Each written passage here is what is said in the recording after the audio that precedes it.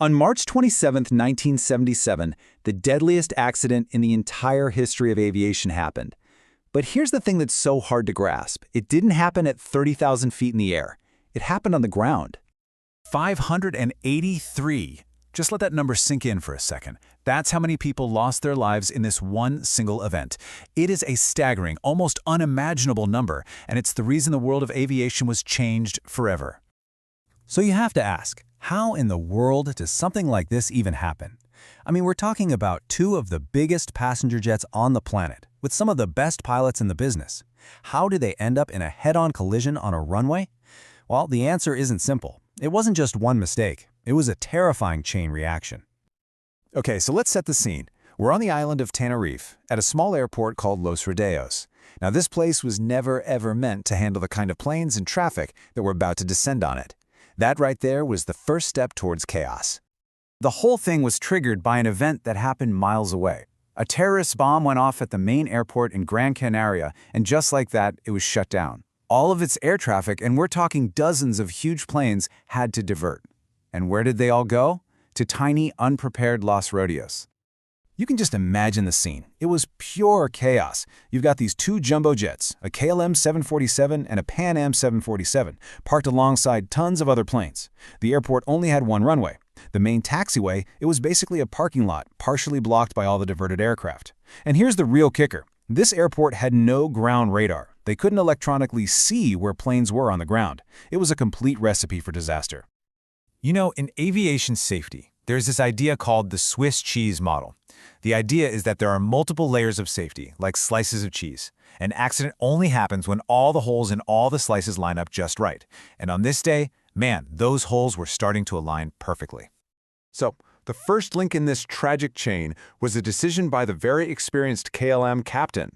To save time later, he decided to top off his fuel tanks right there in Tenerife. Now, this seems like a small thing, right? But it added a delay of over half an hour, forcing that Pan Am jet to just sit and wait behind him, keeping both planes stuck on the ground just as the weather was about to get really, really bad. And then the fog came. A thick, wet blanket of fog just swept in from the sea. It's something that happens a lot at this airport, but this time it was catastrophic. Visibility dropped to almost nothing. The control tower couldn't see the planes, the pilots couldn't see the tower, and crucially, they couldn't see each other. They were all flying blind, on the ground. This leads to a procedure that you just don't want to see. Since the main taxiway was totally jammed, air traffic control had no choice. They told both of these massive 747s to taxi down the active runway itself, a maneuver called backtracking. So now you have two jumbo jets on the same runway, essentially pointed at each other and completely invisible in the fog. The physical stage was perfectly set for disaster. All it needed now was one final fatal spark. And that spark was a complete and utter breakdown in communication. It all started with this one seemingly innocent radio call from the KLM cockpit. After taxiing to the end of the runway and turning around to get ready, the captain radioed the tower and said, "We're now at takeoff." Sounds pretty clear, right? But what it meant was dangerously ambiguous. And this is the absolute heart of the misunderstanding. When the KLM crew said at takeoff, they meant they were in position ready to go. But what the air traffic controller heard was a standard position report that they were at the start of the runway waiting for him to give them the official clearance to take off, which, by the way, he had not given. At this exact terrible moment, two people tried to talk at once on the radio. The controller replied to KLM, but at the same instant, the Pan Am crew, who were still on that same runway, also keyed their microphone. This overlap created a loud squeal, a sound called heterodyning, that basically garbled both messages. So all the KLM crew heard was the controller's "okay." They never heard the crucial second part of his instruction, which was "stand by for takeoff."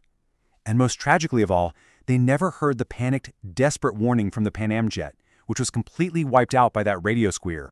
You can hear what happens next on the cockpit voice recorder, and it is absolutely chilling. The KLM first officer, for just a second, hesitates. He questions if the Pan Am jet is actually clear of the runway. But the captain, a senior, almost legendary figure at the airline, just shuts him down with misplaced confidence and pushes the throttles forward for takeoff. So, at 6 minutes and 50 seconds past 5 in the afternoon, the KLM 747 is roaring down the runway, accelerating into a wall of fog. The crew had absolutely no idea they were hurtling towards the other jumbo jet, which was just a few hundred meters ahead, desperately trying to get out of the way. The Pan Am pilot saw the KLM's landing lights burst through the fog and yank the controls to swerve off the runway. The KLM pilot saw the Pan Am jet at the last second and pulled back with all his might, trying to lift off over them. He was too late. The KLM plane's landing gear tore through the top of the Pan Am jet like a can opener. The Pan Am plane exploded. The KLM jet, mortally wounded, slammed back down onto the runway and was completely consumed by fire. On the Pan Am flight, 335 people died, but miraculously, 61 survived. On the KLM flight, there were no survivors, a total of 583 lives lost. But out of this unimaginable horror came a revolution.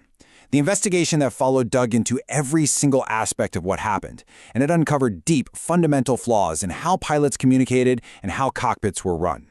The changes that came next have saved countless lives. The legacy of this disaster is massive. First, they standardized everything.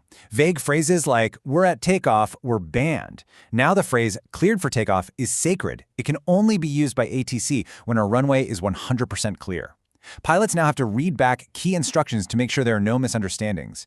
And maybe the biggest change of all was the creation of crew resource management. It completely changed the culture in the cockpit, teaching junior officers that they have a duty to speak up and challenge a captain if they think something is wrong.